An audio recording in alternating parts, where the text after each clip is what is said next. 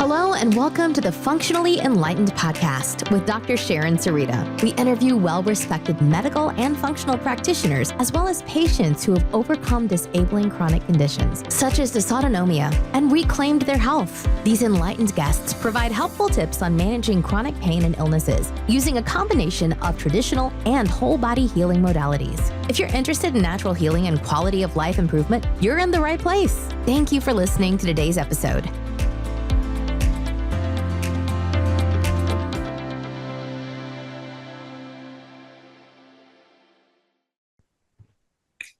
Welcome back, everyone, to the Functionally Enlightened Podcast.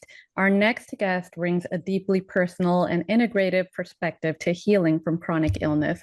Elizabeth is a practitioner who specializes in somatic trauma reprocessing and mind-body repatterning. So she'll combine neuroscience with nervous system regulation and ancient healing approaches. Her work is rooted not only in clinical training, but also in the lived experience that so many of us have gone through. After facing a severe health crisis in 2021 time period, she was forced to apply everything she knew about healing to save her own life. Through that journey, she discovered how profoundly nervous system regulation, trauma processing, and reclaiming personal agency can influence recovery from chronic conditions. Today, she works with individuals navigating autoimmune conditions, dysautonomia, Lyme disease even, and mast cell activation disorders, neurodivergence, anxiety, depression, and that functional free state that we often find ourselves in. She helps people by assisting them to restore nervous system coherence and reconnect with their body's natural capacity to heal. Elizabeth, thank you so much for joining us today on Functionally Enlightened. So grateful to be here and looking forward to this conversation. Yes. Absolutely. So many of our people in the community, they've gone through years of medical uncertainty, gaslighting, things like that. And I'm sure you're very well versed in this with the client population you serve as well. But can you share what happened during your health crisis and what ultimately shifted the way your healing trajectory was placed? Yeah, there were lots of layers to it. So it took a lot of layers to undo it. But it was coinciding with a lot of personal grief as well, because at the same time that everything fell apart, I was navigating loss of relationship and loss, the death of my parent as well, my father, due to COVID. And I happened to get my vaccine for the COVID, just the day after he passed in the COVID ward, actually. And proceeded to have an extreme reaction with all of the bells and whistles of many of the symptoms that many of the audience, I'm sure, has experienced in different ways, mostly neurological. So it's neurodegenerative and mast cells, and very confusing. Of course, I didn't know anything about it at the time. This was toward the end of 2021. And I got through the initial, flare and thought, whew, I hope that was it. That was intense. Maybe that was just my body processing the vaccine. And then it proceeded to have the experience that a lot of us know, where it keeps coming and going and coming and going in waves and taking you down that vortex of more and more degenerative processes in the body. So it was very, very scary. And the first thing that did end up helping, and I'll say this part because I focus so much on the mind, body, spirit connection and the nervous system. I tried a lot of things, as we do when we're trying to stay alive. I tried to go to this doctor, not doctor, and do that, throw all the things at it. But I was rapidly going down, and it was overstimulating for my overstimulated nervous system. And so I felt completely backed up against a wall. And I will say that before I was really able to start finding the things that were going to actually start stopping that process and finding stability and moving it the other direction, it was very much a spiritual process for me. I did have to give over some deep part of my journey to something greater. So there was a moment that was really the turning point that I have to point to that before I even talk about what I did, because I do think that all of our journeys are unique, and there are certain things that do help all of us, especially with these conditions. But I think that's a core part of why the work I do now is focus so much on the piece about really reclaiming spiritual power and soul. Because for me, the prayer that I made in that time was kind of the thing that allowed me to start practicing what I learned. I was fortunate to already be mostly through my training and the trauma reprocessing. And one of the key pieces of that training is there's a concept, a broken clock is right once a day. So even if a clock isn't running, there's 1 minute in the day where the hands are actually aligned with the right time.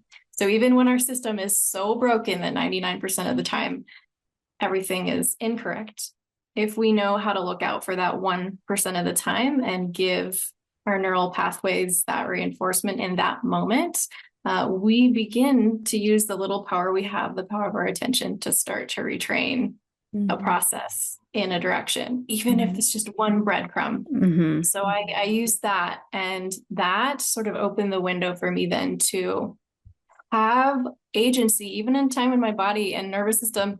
And literally, as you know, this can affect your brain till you feel going crazy. Like even in that state, I felt like I had a sense of choice around what to say yes and no to, and the right amount to start to refortify. So that was the beginning. And then there were lots of things that followed after that too. Yes, that I absolutely love that reframe. That is beautiful. And can you restate that line about the clock just for the audience so that they can retain that? Yes, a broken clock is right once a day. Yeah. So, and I'll even share this little story.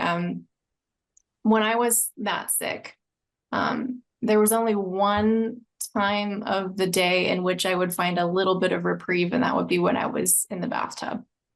And I remember lying in the bathtub, and even in the bathtub, I would still be having panic attacks and everything, but something would settle down a little. Something in my nervous system would be a little bit calmer. And one of the things that can happen, obviously, in these conditions is you're completely disoriented, right? Our inner map, our compass of reality is completely discombobulated. And I had a moment where I remember this piece about a broken clock is right once a day.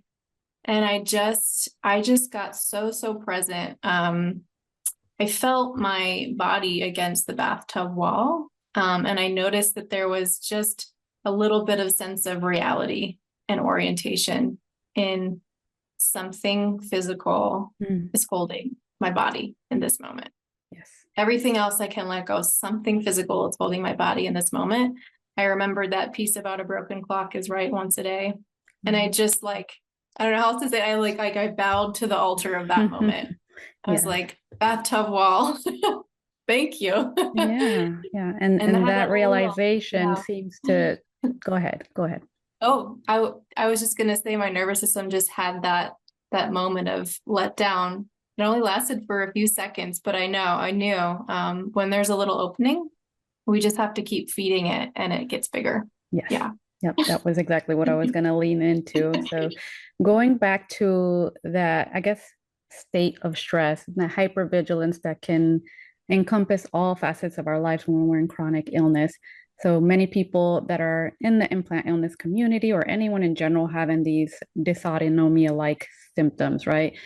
So when they're physiologically in this state, right, the nervous system is on high alert, how would you guide someone to kind of break that trance or that state? Yeah. So my approach is very like feng shui, because if you try to break it too quickly, it's going to kind of contract the other way, right? You know, especially with something as sensitive as dysautonomia. And so one thing that can really help, well, there's several things, and it depends on how intense it is. But something that can help if you have a little bit of stability already is that you can almost treat the hypervigilance as a part, like even if it's so extreme that your whole body is experiencing it, if you can access one part of yourself that is observing the experience, right? You wouldn't take a child that was having a panic attack or feeling very scared and terrified and tell it to stop being scared and terrified, right? You would have a lot of compassion, but you also would help them find a different orientation to stop the process. So there's kind of this beautiful combination of validating, holding compassion for self, or if someone in your life is able to hold that kind of space for you to help you get there. kind of like the bathtub wall did for me in that moment. It was like, doesn't have to be a person, even just something solid and steady kind of present. And then gently guiding, once you have enough like stability, then gently guiding your attention to something that actually has the opposite effect. So it can be a very simple mindfulness orientation practice through the senses, such as letting your eyes drift in your space. And it kind of what it does is when you're able to access a little bit of curiosity to your sensory world, it literally flips. It's the same neural pathways that contribute to freeze. If you can be curious, you actually turn off the freeze circuits and you open up the more social engagement circuits.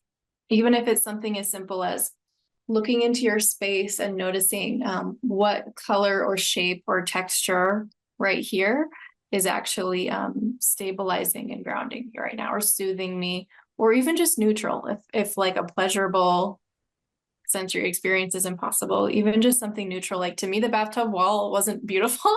It was just like something that wasn't moving, something that wasn't creating more of that high jarring experience, something that has the opposite effect. And just giving yourself a little sip of that will start to reinforce those neural pathways and take energy away from the ones. And it is something that has to be trained over and over again. Because the neural pathways are very, very, very thick in a certain direction and maybe a lot smaller in another direction.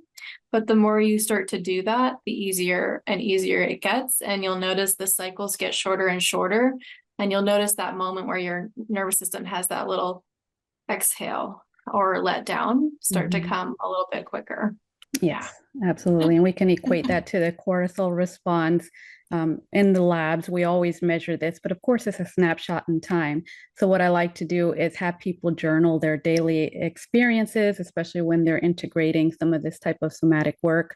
And I appreciate the ability for some people to be able to do independent, but some people do need to lean into the practice with the clinician. So that's where I think that experts such as yourself are so instrumental, especially when people are stuck in that functional freeze state.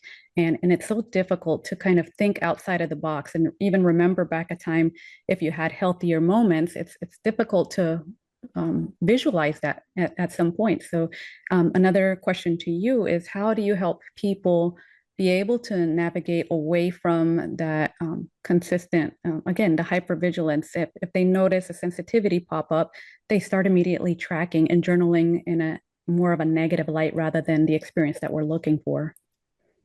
Yeah, I really want to validate too. When I went through it, I liken it now to sort of reparenting myself from infancy. So, like when the nervous system is at that level of dysregulation, it needs that level of consistency. Absolutely. Like just, first of all, validating the intensity of the situation, I think, before even trying to break the pattern, because I think a lot of times when we jump so quick to trying to break it, and it's good to break the pattern, but I think sometimes we skip a step.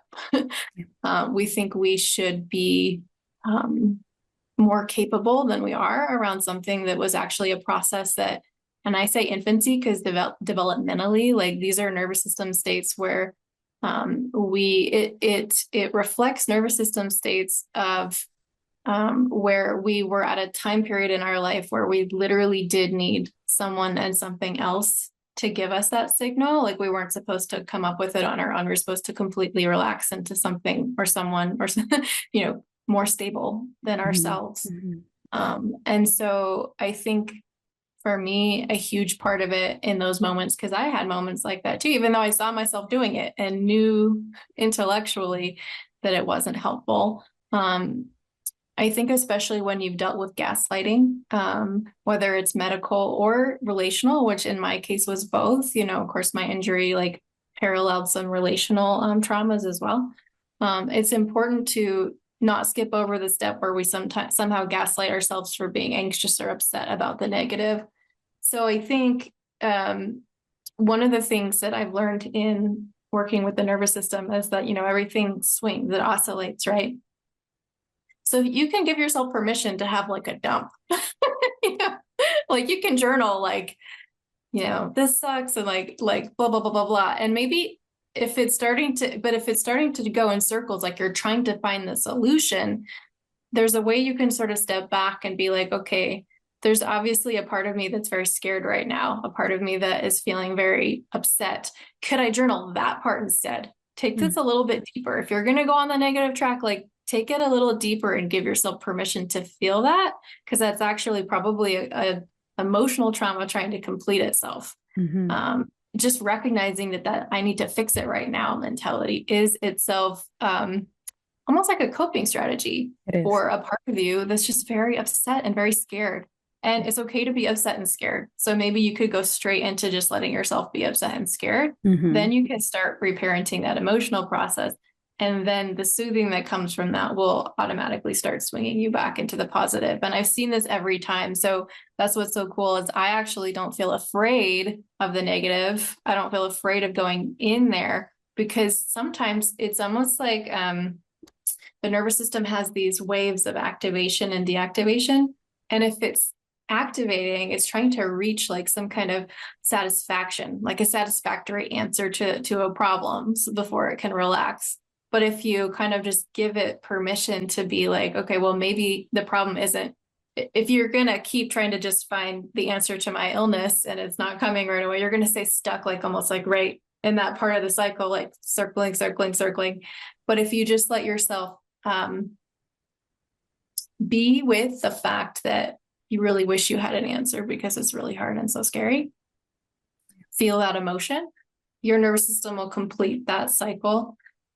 Because it's like something has been sort of accepted as true, as your reality, your reality, which is even more important than the data. It's important to get information from outside that's going to help us. But such a core part of my journey was, and this is why I say I don't expect people to do the same thing I did. Maybe they need a little bit of a different diet plan than I did. Maybe they don't need to do mineral balancing, which I needed to do. Maybe they don't need to do the same kind of body work, whatever it was. Those things are going to be unique to each of us. But if we don't start with allowing our own like our own self-cherishing and respect to be at the center of this process, which means respecting the emotions that we're going through while we're sick, while we're trying to recover, then finding those answers won't ever actually, even if you find a satisfactory answer, it's not going to get you out of that hypervigilance cycle. It's really going to be honoring you that's going to get you out of it, if that makes sense. Yeah, it does. And it's interesting that there's so many different ways to approach it. Like you said, there's the mindfulness, the awareness as being the foundational element, just having the awareness and allowing yourself to feel. And then there's the practices. As a practitioner, I like to kind of experiment with things myself. So one of the things that I started pretty early on was craniosacral therapy. And that was amazing. Just the touch, like the presence and feeling supported in the presence of someone else. And then from there, they introduced me to integration of parts, which released a whole nother world of kind of buried traumas. So can you talk to us a little bit about how the healing process may provoke other sensations and how to navigate that? Absolutely. And I also really love craniosacral for that same reason. And I've stayed with mine throughout this whole process as a practitioner. Because we are so interdependent. Part of the body's safety is just feeling that like safe connection, right? And it can be, and even people who aren't in as extreme of a situation, who have a relatively functional life, when they start to come out of freeze, because it's, I think, important for a lot of us to recognize too, that even people who aren't presenting with chronic illness, a huge amount of our population is caught in chronic freeze, like huge. And so there's a lot, there's different functional ways that presents. When someone starts to come out of that and thaw that, it can be kind of strange because we don't realize there are certain things we just haven't been feeling emotionally, physically, sensationally.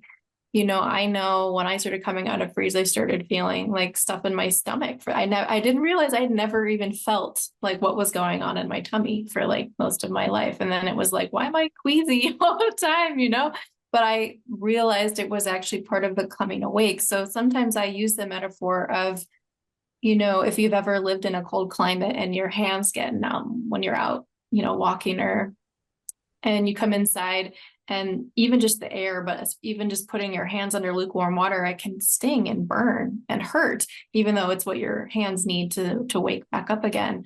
And that is a lot of what is happening sometimes when we're coming alive, coming awake, coming out of freeze and healing. There will be strange sensations. But one thing that I often track is that there can be, despite those sensations, there can be a kind of a quality of deeper centeredness and groundedness that you can track inside. And it can almost be like there's an awareness, and other ancient systems of medicine talk about this too. When something is healing, it's often like it was maybe trapped inside in a visceral place and it's starting to move outside, like radiate outside, just like when someone is maybe having some shakes or temperature releases or things that will happen in a somatic therapy session. But it can be all kinds of things. And when I went through my experience, I realized, there's a lot more possibilities than just the shaking or the sweating or the things I would have seen in my clinical training. It can be like the bones start aching. It can be these weird, like the neuropathy that was in the chest is moving now out through the fingers. It can be like that the burning is like, so I think if you're able to notice, instead of just having it so general as a category of like pain, if you're able to get curious about your body, almost like as if it's this beautiful ecosystem and there's different things moving and happening in there all the time. Your whole life, your autonomic nervous system has been, and your immune system and all these systems, your digestive system have been doing all these things for you, breathing and taking in nutrients and releasing toxins. And you're just going through an experience of being able to feel some of what it's doing, like in a very neutral way. And so kind of like taking, again, this observer mentality, almost like someone going into that ecosystem and being like, interesting, like the fish are swimming this way today, or the current is having this kind of effect. And if you're able to have curiosity with it, that will actually speed up the process of it shifting and metabolizing and moving out. If not, it's totally okay too, to just track outside of your body. So if I'm having a client, for example, that's just not able to do that because it's way too much, again, training your attention out here, there's something kind of amazing that happens in which the inside and outside world are connected, and there's a whole science of why that is. But like what our attention is drawn to, if we look for something soothing out here, and maybe it's just I need to have a conversation with somebody else to take my mind off this, but my nervous system is being calmed down by this person's presence, or even a particular story. And I think we did this a little bit in our program when we were doing the limbic retraining. Is like, can I find something? Can I find that like my attention is still free despite this painful experience going on in my body or my mind, and my mind, I should say. Can I see that I still have the capacity to change the channel and have a memory of something pleasant, or have an experience right here and now of something pleasant? And that kind of just gives a little bit of space. And then sometimes that can make your nervous system have a little bit more capacity to then come back and be curious and witness the sensations moving and shifting and changing and healing. Yeah. So let's shift directions a little bit here. I love how you're kind of bringing it out. We look at the 20,000 square foot view of how we can enhance our recovery journey by using this type of mindset, right? So when we think about bringing it into like the practical daily steps that people can do, and I want to bring this up because just last week I had another surgery, and from my traumatic experience with unfavorable outcomes, I did sort of spiral into that thought process for just a brief moment. But having some of the tools, especially the neuroplasticity piece and just the deep breathing and trying to just get into the breath, those are the things that really carried me through. But it might not work for everyone. So in your experience, what are some of the things, the daily practices that people can begin to cultivate with their nervous system coherence? Yeah. Well, I mean, a real good starter for most people too is just, even if you don't have a daily rhythm already, to start to cultivate one, because that in itself starts to regulate the nervous system, just having that consistency, right? And so, like at this point, like I don't even ever use an alarm clock, because I wake up like pretty much at dawn every day. Same. And that's so nice, because it's like, oh, Earth is regulating me, the rhythm of the sun and moon is regulating me. And that's like the best regulator than any technique. And so I guess the technique in this case would be, can you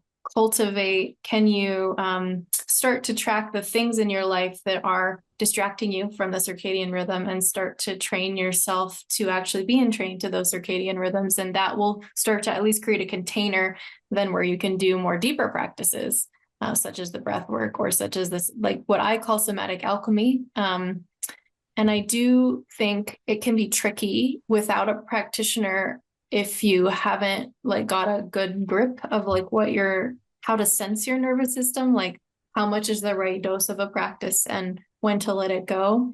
But it's, to me, there are lots of beautiful practices out there. And the most important thing is actually how we dose those practices. My training is less about like specific practices and more about like, I'm thinking of some, I've seen a couple clients through their process of dysautonomia, and one who also went through the same program that we did.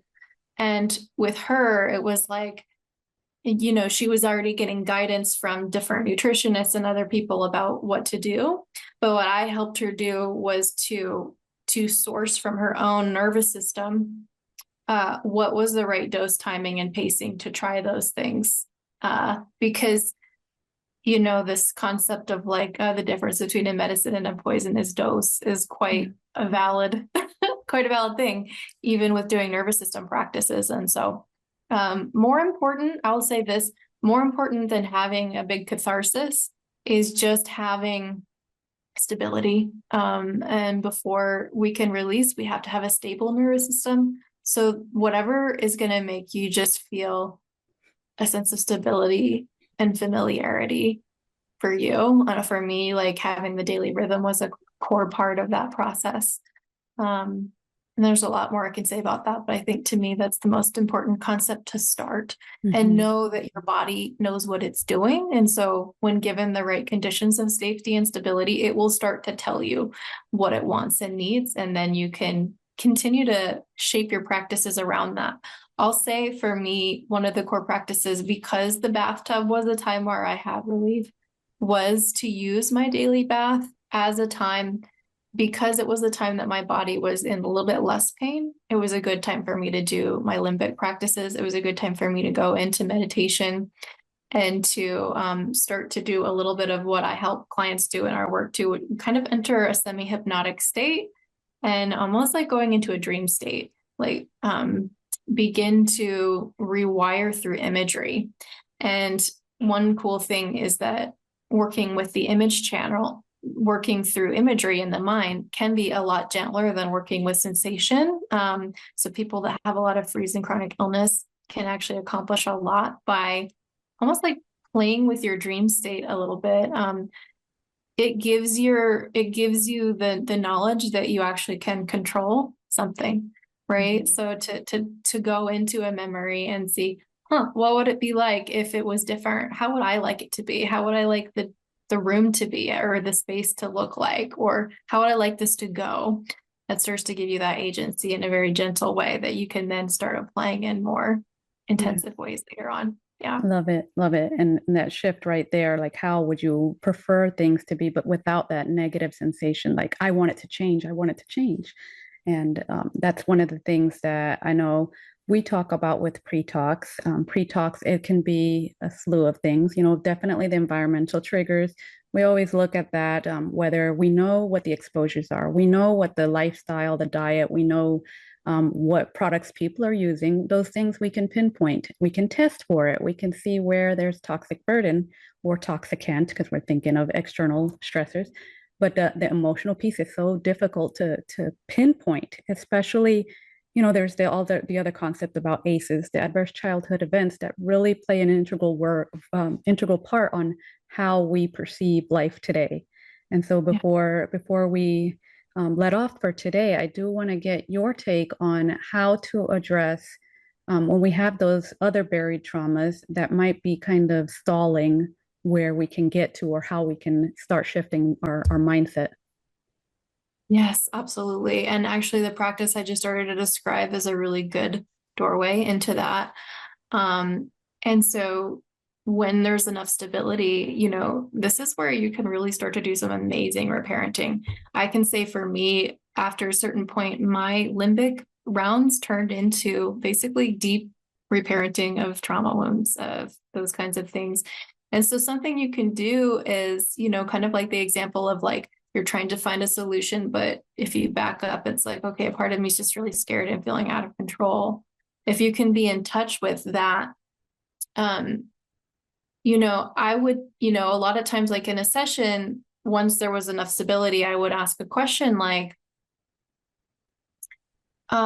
this particular state that you're in right now, this fear or confusion or whatever it might be, or irritation,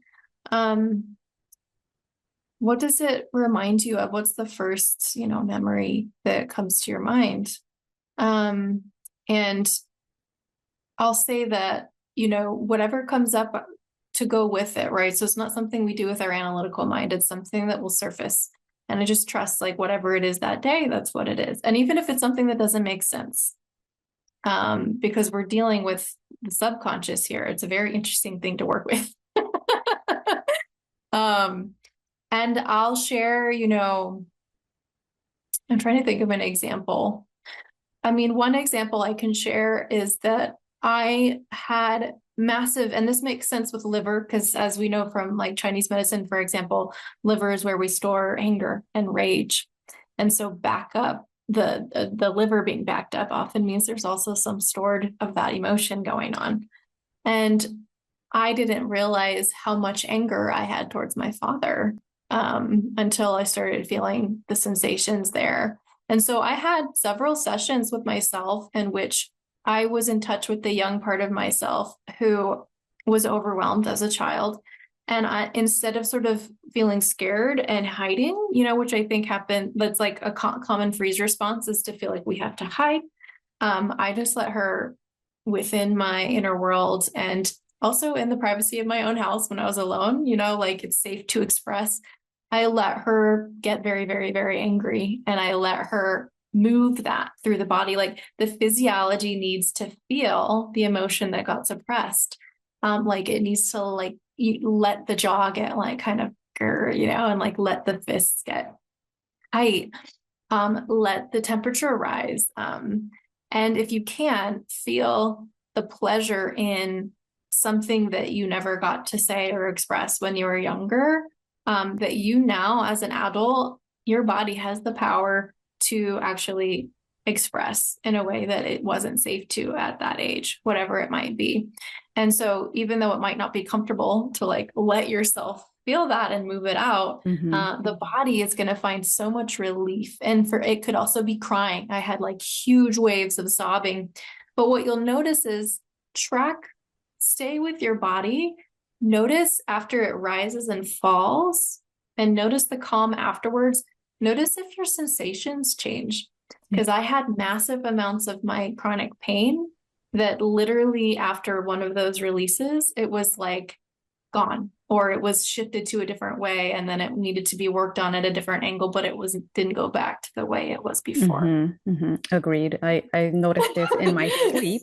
My sleep significantly improved after those releases. And for the people that I work with, even the digestive upset seems to lessen as we work on all of the physical part of it, but they notice less bloating, they notice less reflux, and the nausea, what you mentioned earlier, the aversion to foods that starts to lift. And it's just a practice that they do.